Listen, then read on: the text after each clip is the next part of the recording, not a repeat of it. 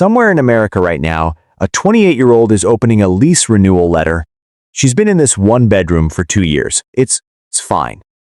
The dishwasher works about 70% of the time, and the neighbor above her does what sounds like competitive bowling at 11 p.m., but it's home. She scans down to the number. Her rent is going up $185 a month.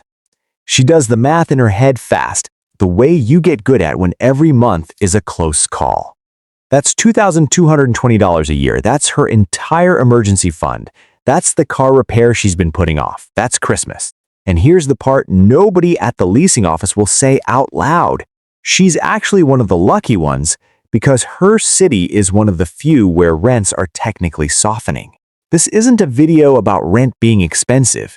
You know rent is expensive. This is a video about why the math we use to define affordable stopped working years ago, and almost nobody has admitted it yet. You've heard it your whole life.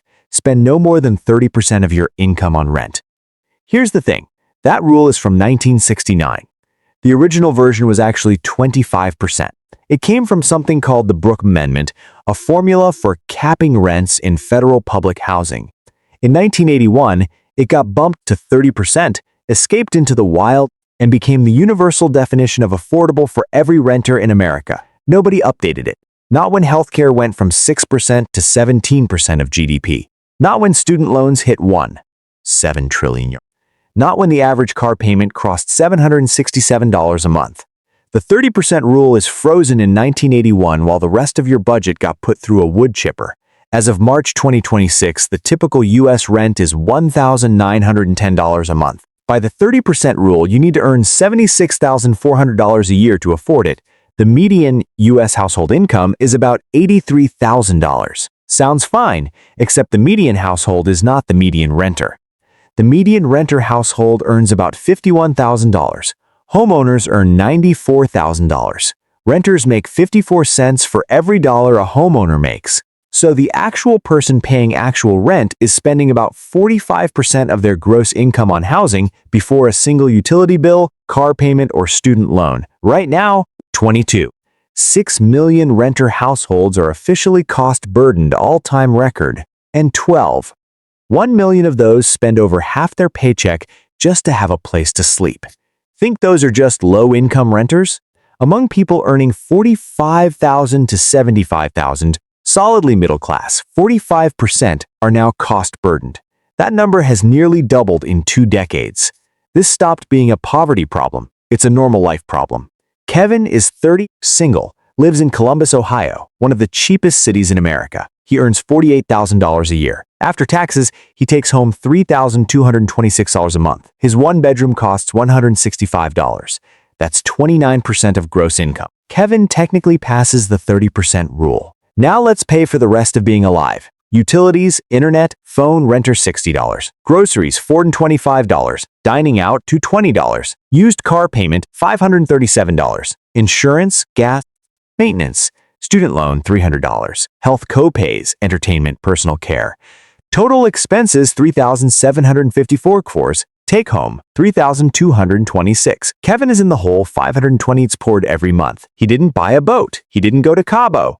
He got a one-bedroom in a cheap city and drove a used car. That's the entire crime. His rent is 29% of gross, but 36% of actual take-home money. And after every unavoidable expense, Kevin is mathematically insolvent. That's the 30% rule working perfectly. And it's producing a person who cannot afford to exist. The worst part? It gives people who are drowning a reason to blame themselves.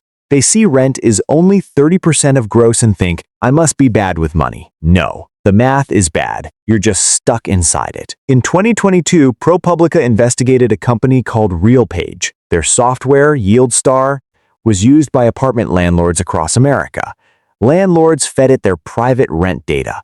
The software cross-referenced it with data from all the other landlords using it and spat out a suggested price. By 2022, RealPage's software was pricing 5 million apartments, roughly 1 in 6 rental units in America. In one Seattle neighborhood, 70% of over 10 Zuzan apartments were priced by just 10 property managers, all using the same software, all seeing each other's data. One RealPage VP said leasing agents had, quote, Too much empathy. Real words. Real meeting. The DOJ sued RealPage in 2024 for algorithmic collusion. In late 2025, the case settled. Want to know the fine? Zero. No admission of wrongdoing. Just stop using competitors' private data and accept a monitor for 3 years. That rent increase you got in 2022 that felt inexplicable? That was probably a computer, and the computer got away with it. The listed rent is not the real rent. It's the menu price. The real price has layers. Application fees, $50 to $350 per apartment. Apply to 10 places and you've burned $750 before signing anything. Security deposits, usually 1 to 2 months of sit in a landlord's account, earning them interest, not you. There's an estimated $45 billion of renters' money frozen in security deposits right now. Then, pet deposit, monthly pet rent, your dog did not sign the lease. Parking fees up to 900 MON in major cities, amenity fees, technology fees, trash valet fees. In 2025, the FTC passed a junk fees rule forcing businesses to disclose full prices up front. Rental housing was explicitly excluded. The rule designed to stop junk fees excluded the single largest source of junk fees in American life. That is not incompetence. That is a magic trick. Here's where I have to be straight with you, because doom without context is just entertainment. There's actually some real good news right now. Rent growth has slowed to 8% nationally, the slowest since 2020. Austin is down 8% year over year. Denver down 6%, Phoenix down 9%. In 15 of the 50 biggest metros, rents are at least 10% below their pandemic peak. Wage growth is finally outpacing rent growth. The typical renter household has about $2,300 more breathing room this year than last. If your lease is up in 2026, you have real leverage. Use it. But here's the catch. This is not a new trend. It's a supply blip. In 2024, apartment builders completed a 38-year high in new units. That flood is why rents softened, but new starts dropped sharply. Construction costs jumped. Tariffs added $10,900 to every new home. The pipeline is draining fast. 2026 deliveries, 500,000 units. 2027 projection, 327,000. Roughly half of today's supply, arriving into growing demand, with 80% of existing homeowners locked into mortgages under 5% and going nowhere. Every major forecaster expects rent growth to re-accelerate starting late 2026. CBR projects 1% annual average over the next 5 years, above pre-pandemic norms. 2026 is probably the best rental market renters will see this decade. It's the eye of the storm, not the end of it. 1. If your lease is up in 2026, do not accept the first renewal number.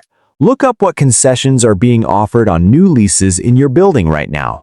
Walk into that conversation with data. The leverage is briefly yours. It will not be yours in 2027. 2. If you're thinking about buying, don't run national numbers. Run your specific zip code. In all 50 of the largest U.S. metros, renting is currently cheaper than buying the equivalent home, but the math varies significantly by market. 3. If remote work is an option, look hard at the 7% of U.S. counties where a one-bedroom still rents under $1,000. Wichita, Louisville, Oklahoma City, Toledo. The trade-offs are real. So is the math. If you made it here, you already know something was wrong with the numbers. Now you know exactly what. The 30% rule isn't measuring affordability. It's measuring how well you've been trained to accept an old formula that was never designed for the life you're actually living. The math has been lying to you. Time to start using it back.